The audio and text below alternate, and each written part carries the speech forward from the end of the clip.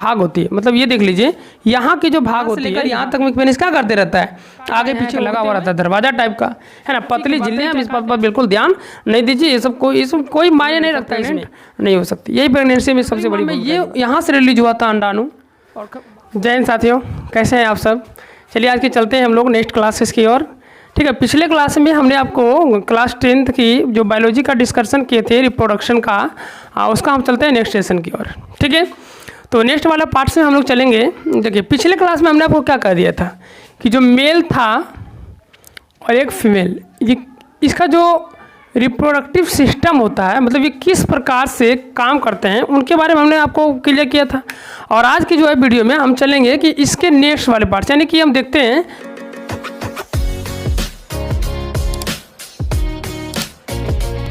कि मादा जनन अंग क्या है। ठीक है, आज हम चलेंगे मादा जनन अंग की ओर। ठीक है, मादा जनन अंग की ओर। इसमें हम देखेंगे कि इसकी संरचना क्या है ना, और इसका सभी पार्ट्स का नाम क्या है, और यह मतलब हम इसमें जो है मुख्य पार्ट्स के नाम के बारे में जानेंगे और इसके आगे की हम सभी चीज़ों को वर्णन करेंगे। तो चलिए सबसे पहले हम देखते हैं इसकी रचना को। चलिए पहले ये जान लेते हैं कि मादा का जनन अंग कहते किसको है ना। आप लोग इससे जानते होंगे कि मादा का जनन अंग वेजिना होती है, यानी इसको वल्लभा बोलते हैं हिंदी में, वो होती है, तो वो इसका जनन अंग नहीं है। ठीक है, जनांग इसका होता है यूटेरस। ठीक है ना, गर्भाशय। ठीक है, चलिए तो हम लोग जब पढ़ेंगे यहाँ गर्भाशय को, किसको पढ़ेंगे, गर्भाशय। ठीक है, गर्भाशय के बारे में हम लोग यहाँ से डिटेल से जानेंगे।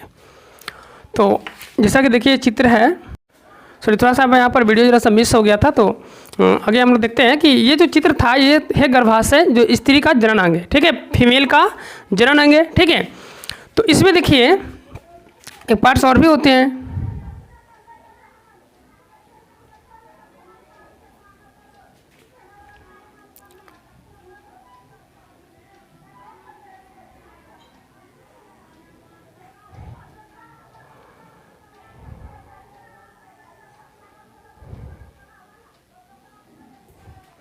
इस प्रकार से। ठीक है, चलिए तो ये जो जनन अंग है ये है मादा जनन अंग। तो इसमें देखिए हम थोड़ा सा नामांकन देख लेते हैं कि इसका नाम कहाँ कहाँ क्या होती है।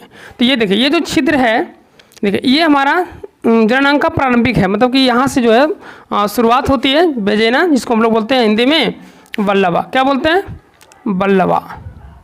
ठीक है, इसको अंग्रेजी में वेजिना कहते हैं। इसके आगे चलेंगे तो यहाँ इसको बोलते हैं हाइमेन। हाइमेन यहाँ पर अवेलेबल रहती है। ठीक है, इसको हम लोग बोलेंगे यहाँ से योनि।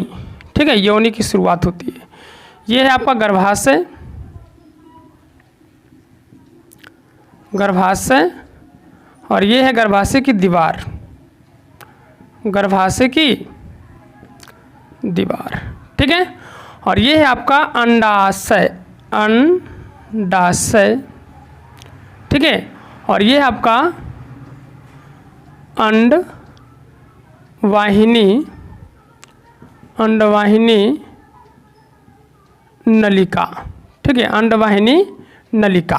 ठीक है, इसी को अंग्रेजी में कहते हैं फ्लोपियन ट्यूब। चलिए ये देखिए ये भी अंडवाहिनी नलिका है, तो यहाँ पर लेते हैं फ्लोपियन, फ्लोपियन नलिका। ठीक है, फ्लोपियन नलिका ट्यूब। ठीक है ना, फ्लोपियन नलिका। देखिए जितना चीज़ वो साइड में है उतना इधर भी हमारे रहेगा। ये है क्या, गर्भाशय की, गर्भाशय की दीवार है। ऊपर भी क्या है, गर्भाशय की दीवार। ये क्या है, अंडाशय। ठीक है, ये है अंडाशय आपका, हो गया। चलिए तो इसमें देखिए जनन अंग की संरचना हमने कर दिया, चित्र बना दिया जनन अंग का, और ये कहाँ कहाँ क्या क्या होती है इन चीज़ों को हमने यहाँ पर समझ गया। तो हमें यहाँ पर जानना है कि ये जो जनन अंग होती है स्त्री के कहाँ पर होते हैं, मतलब ये होते हैं स्त्री के किस जगह पर। तो देखिए ये हमारे अगर इसका शरीर का निर्माण कर दे, देखिए तो अगर शरीर का निर्माण कर दें तो इस प्रकार से देखिए यहाँ से शरीर आता है हमारा, इस प्रकार से देखिए यहाँ पर शरीर हमारा है। ठीक है, ऐसे इस प्रकार से, मतलब यहाँ की जो भाग होती है, मतलब ये देख लीजिए यहाँ की जो भाग होती है यहाँ की, यहीं पर मतलब ये नाभि होते हैं हमारे पास, नाभि और जस्ट दोनों टांगों के बीच जो होती है वल्लभा बेजेना, उसके जस्ट ऊपर और नाभि के जस्ट नीचे वाले भाग को हम लोग क्या कहते हैं, हाँ यूटेरस, यानी वहीं पर ये मौजूद होता है। किसमें, महिलाओं में यूटेरस वहीं पर मौजूद होता है, नाभि के नीचे और दोनों टांगों के बीच के ऊपर। ठीक है, यहीं पर समझ में आ गई बात को, है ना, इतना आप समझ गए होंगे। तो ये जो शुरुआती होती है ये दोनों जांघों के बीच, तो इसको हम लोग बोलते हैं वल्लभा। ये हमारे जो होते हैं रिसेप्टर्स होते हैं, मतलब रिसेप्टर्स ये कह सकते हैं कि ये सिर्फ जो है जनन में भूमिका निभाता है, जनन में इसका कोई महत्व तो नहीं होता, बस ये सिर्फ उस कार्य में भूमिका निभाती है। जैसे मानिए कि रिलेशनशिप बनना हो, है ना, तो रिलेशनशिप बनने के लिए जहाँ पर पुरुष जनन अंग का घर्षण होगी, घर्षण होने के बाद ही वहाँ से युग्मक रिलीज होंगे, तो वहाँ पर जहाँ घर्षण होगी तो घर्षण होने के लिए एक सतह चाहिए, है ना, तो सिर्फ सतह का ही काम करता है कौन, हमारा वल्लभा। जहाँ से कि पुरुष का जनन अंग, इसमें जनन अंग का भाग जो उसमें भी वो जनन अंग नहीं है, जो घर्षण करते हैं वो जनन अंग नहीं है, उसको पेनिस बोलते हैं, है ना। पेनिस जो होते हैं जनन अंग नहीं होते हैं, बस पेनिस में घर्षण होने के बाद ही वहाँ के जो उसके जो युग्मक होते हैं निर्माण होकर रिलीज होते हैं। ठीक है, तो रिलीज होने के लिए सिर्फ ये घर्षण की जगहें चाहिए, मतलब जिसमें पेनिस घर्षण करते हैं, यानी रिलेशन के समय में जो घर्षण करते हैं पेनिस, वो सिर्फ यही जगह है, यहाँ से लेकर यहाँ तक में पेनिस क्या करते रहता है, आगे पीछे होते हुए घर्षण करते रहता है। ठीक है, जिससे शुक्राणु रिलीज हो जाती है। तो शुक्राणु अधिकांश यहाँ रिलीज होती है, कहाँ पर, यहाँ पर जो होती है शुक्राणु रिलीज होती है, पेनिस, किससे, पेनिस, पुरुषों का जनन अंग पेनिस। ठीक है ना, पेनिस से यहाँ पर क्या होती है, शुक्राणु रिलीज होती है। अब यहाँ पर हम थोड़ा सा शुक्राणु के बारे में जान लेते हैं कि शुक्राणु होता क्या है। ठीक है ना, शुक्राणु क्या होती है, तो शुक्राणु देखिए पुरुष का यानी मेल का युग्मक होता है। क्या होता है, मेल का युग्मक। ठीक है ना, शुक्राणु, है ना, और ये जो है जनन में भाग लेता है।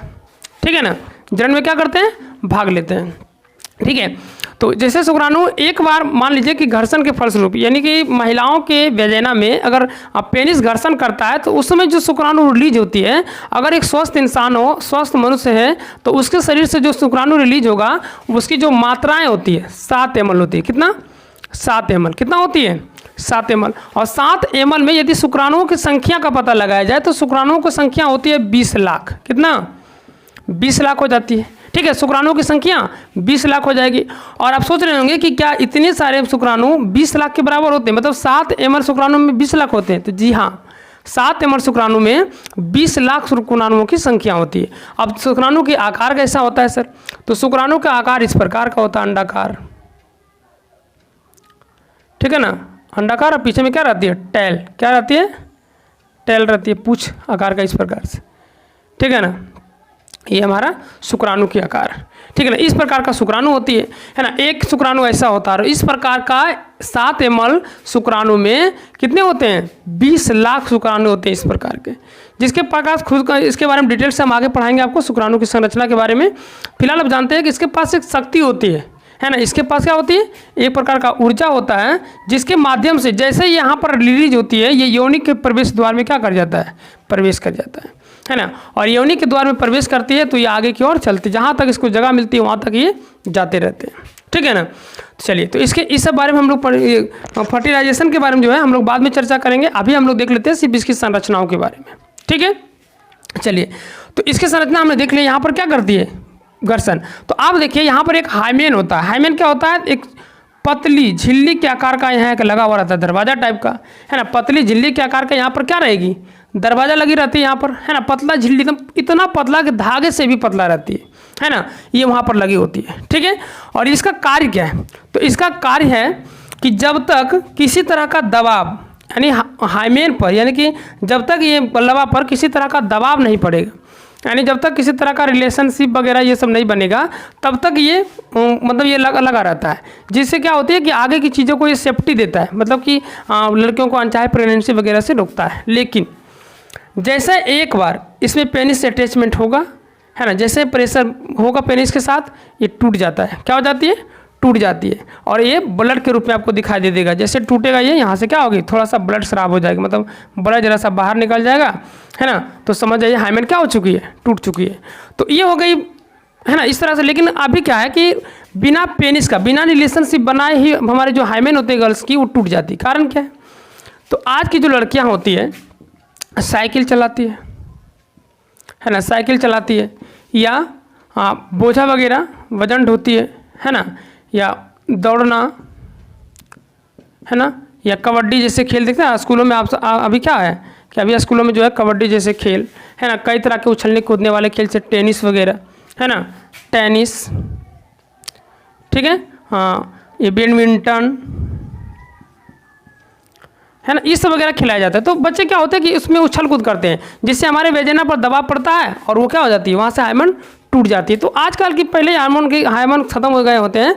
और अगर आप इसको चाहते हैं कि मतलब ये किसी देखते हैं ना शादी के बाद लगता है उनको कि हार्मोन नहीं है, मतलब ये लड़कियां अच्छी नहीं है, किसी तरह का प्रॉब्लम है, या कुमारे में ये तरह किसी तरह का अनबिहेव यानी अनवांटेड ये किसी भी तरह का मतलब सेक्स रिलेशनशिप बनाए हो या इससे ख़त्म हो गया, तो ऐसी बातें नहीं है। ये सब बेवकूफ़ी की बातें हैं, इस बात पर बिल्कुल ध्यान नहीं दीजिए। ये सब कोई मायने नहीं रखता इसमें, है ना, ये कभी भी टूट जाएगी। ठीक है, चलिए यहाँ से ऐसे देखिए, ये जो होती है एक मांसपेशियों के जरिए हमारे गर्भाशय की दीवार से क्या होते हैं, जुड़े होते हैं।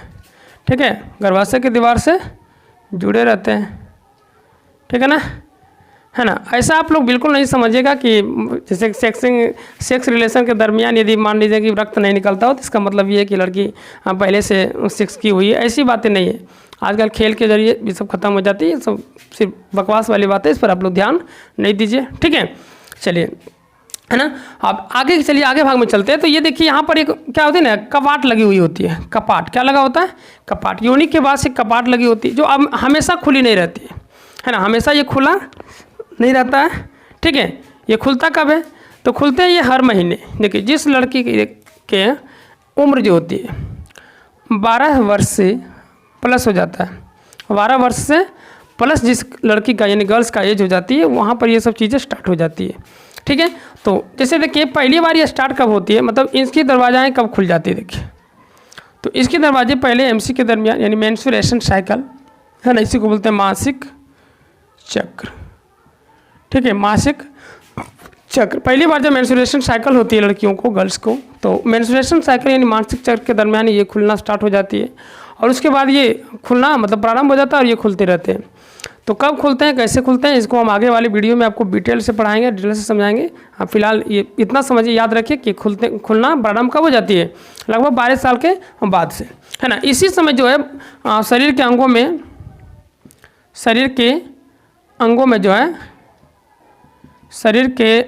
में कई सारे बदलाव आने लगते हैं, कई सारे बदलाव आने लगते हैं, है ना।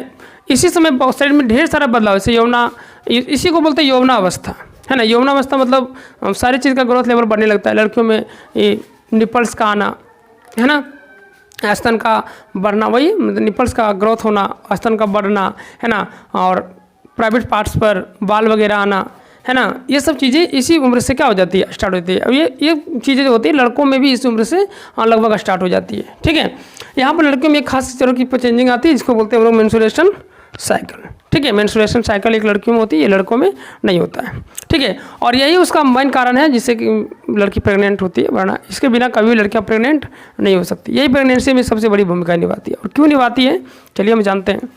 ठीक है, यहाँ हो गई इसकी दरवाज़ा खुलना। ठीक है, इसके बाद आगे चलते हैं, ये है गर्भाशय, है ना, हमने जैसा बता दिया पहले, ये क्या है, गर्भाशय।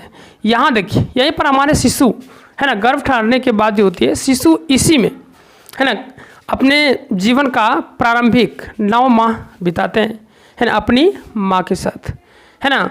और यहाँ पर शिशु का ग्रोथ कैसे होती है, कैसे शिशु विकास करते हैं, कैसे यहाँ पर अपने आप को व्यवस्थित रखते हैं शिशु, है ना, इसकी दिशाएं क्या होती है, ये सब चीज़ें को हम लोग आगे देखेंगे। ठीक है, ये गर्भाशय था, सिर्फ ये यहाँ इसका परिचय था कि यहाँ पर क्या है, शिशु हमारा अपना 9 महीने का समय बिताता है। ठीक है, इसके ऊपर चलते हैं तो दोनों से देख रहे हैं, दोनों दिशा में एक ही चीज़ है। अगर यहाँ से इधर आए तो भी एक चीज़ है, यहाँ से इधर जाए तो भी एक चीज़ है।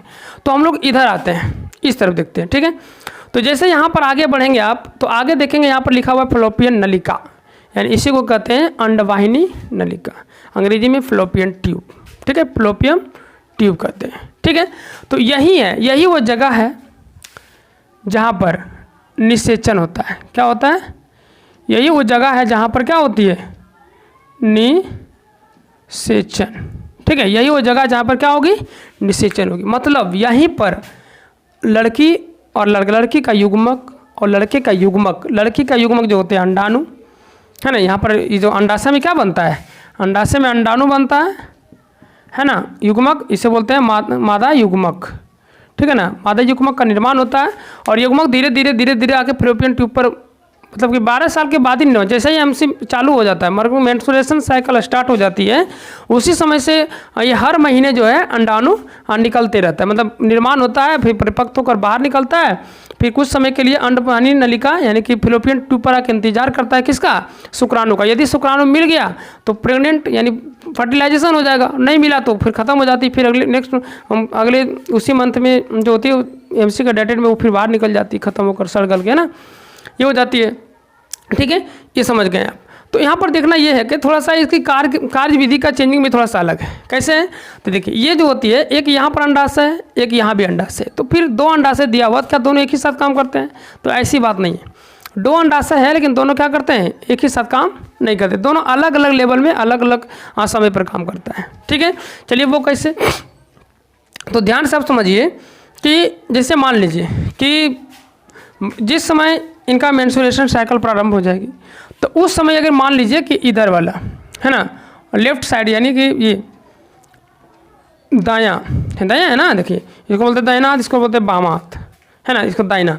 तो दाएं तरफ जो होती है, दायां है ना, दायां तरफ जो होता है, ये मान लीजिए जैसे कि जनवरी माह में स्टार्ट हुआ है मेंस्ट्रुएशन साइकिल का जो स्टार्टिंग पीरियड था, वो मान लीजिए कि जनवरी माह में स्टार्ट हुआ है, तो जनवरी माह में ये यहाँ से रिलीज हुआ था अंडाणु और बाहर निकल गया। बाहर निकलने का यही रास्ता है, गर्भाशय होते हुए कहाँ चल जाती है, गर्भाशय होते हुए योनि होते हुए हाइमेन के जरिए फिर यहाँ पर बल्वा के जरिए क्या हो जाती है, शरीर से बाहर निकल जाता है। ठीक है, तो यदि जनवरी माह में ये वाला काम किया है तो जाहिर सी बात है कि फरवरी माह में ये वाला काम करेगा, यानी जनवरी अगर दायां किया है तो फरवरी में कौन करने वाला है, बायां। ठीक है, जनवरी में दायां, फरवरी में बायां वाला करेगा। ठीक है, ये हमेशा आप याद रखिए, क्योंकि एक एक मंथ का सर्कल होता है, एक महीना ये करेगा, दूसरा महीना ये, एक महीना फिर ये, फिर दूसरा महीना, फिर तीसरा, फिर चौथा, इस प्रकार से ट्रांजेक्शन करते रहता है ना। लेकिन इसकी माह की बात करें तो जनवरी, फरवरी, मार्च, अप्रैल नहीं होता है, ये समझाने के लिए सिर्फ था। इसकी माह का जो समय होती है वो 28 दिन का होता है। कितना दिन, 28 दिन। ये 28 दिनों में अपना मंथ बदलता है, मतलब 28 दिन के, एक बार 28 दिन में ये काम करेगा तो अगले 28 दिन में वो वाला, यानी एक बार अंडाणु ये बनाएगा, एक बार अंडाणु वो बनाएगा, फिर एक बार ये बनाएगा, फिर एक बार वो बनाएगा। ठीक है, हाँ, ये 28 दिनों का होता है। इस जो मेंस्ट्रुएशन साइकिल होता है, जो एमसी होते हैं, मानसिक चक्र, वो लगभग 3 से 5 दिन तक चलते हैं, किसी किसी का 3 दिन, किसी का 5 दिन चलते हैं। ठीक है ना, वो उनके शरीर पर निर्भर करता है। ठीक है, इसकी मिनिमम जो टाइम है, मैक्सिमम मिनिमम 3 से 5 दिन। ठीक है ना, यहाँ तक कोई दिक्कत नहीं है ना। और निषेचन की क्रिया कहाँ होती है, फैलोपियन ट्यूब पर, यहीं पर। ठीक है ना, यहीं पर अंडाणु और शुक्राणु क्या होते हैं, आपस में संलग्न होते हैं और शिशु का यानी भ्रूण का निर्माण करता है। ठीक है, जहाँ से फिर धीरे धीरे आप यहाँ पर देखिए, सोचने वाली बात है थोड़ा सा कि जहाँ से यहाँ पर निषेचन हो गया तो यहाँ से क्या होगा ना कि फिर जैसे शिशु निषेचन किया तो यहाँ पर फर्टिलाइजर हो गया। अब फर्टिलाइजेशन होने के बाद जब भ्रूण बनेगा तो ये भ्रूण धीरे धीरे समय बीतते जाएगा तो इधर बैठना चाहिए, लेकिन ऐसी नहीं है। अगर ये दायां साइड फैलोपियन ट्यूब पर निषेचन किया तो बायां दीवार पर बैठेगा, यानी यहाँ पर शिशु का पालन पोषण होगी। और अगर यहाँ पर फर्टिलाइजेशन हुआ तो यहाँ पर शिशु का पोषण पालन होगा। ठीक है, यहाँ तक समझ गए आप, कोई दिक्कत नहीं है ना। इसके हम और डिटेल से अगले वीडियो में आपको पढ़ाएंगे जब इसकी क्रिया विधि बताएंगे। तो अभी हम सिर्फ रचना का वर्णन कर रहे हैं। ठीक है, इसके बाद देखिए ये रेड कलर से जो आपको दिखाया गया है यहाँ पर मांसपेशी, यहाँ ये क्या है ना कि जैसे मान लीजिए गर्भाशय तो मांस होते हैं, हड्डी तो उसमें है नहीं कि चलो भाई हड्डी है तो ऐसे रह जाएगा, ये इस तरह से जुड़ी हुई होती है, यहाँ से ऐसे, है ना, ऐसे जुड़ी हुई होती है। तो सोचिए ये मांस है, ये तो धीरे धीरे ऐसे नीचे हो जाएगा, सीधा हो जाएगा ऐसे। तो सीधा होने के बाद तो फिर क्या है कि उसको यहाँ तक आने में जरा सा ना प्रॉब्लम हो जाएगी, मतलब अंडाणु को। तो इसलिए ये यहाँ है, ताकि यहाँ से जैसे जाए तो प्रेशर से फिर धीरे धीरे कहाँ चला है, यहाँ फैलोपियन ट्यूब पर आ जाएगा, यहाँ से काम हो जाएगी उसका। ठीक है, तो ये मांसपेशियाँ सिर्फ इसको क्या करता है, तो अंडाशय को सिर्फ लटकाने का काम करती है। ठीक है ना, इसका और भी काम है, आपको आगे बताएंगे। ठीक है, तो ये था इसका रचना, है ना, ये था आपका पूरे जनन अंग का रचना।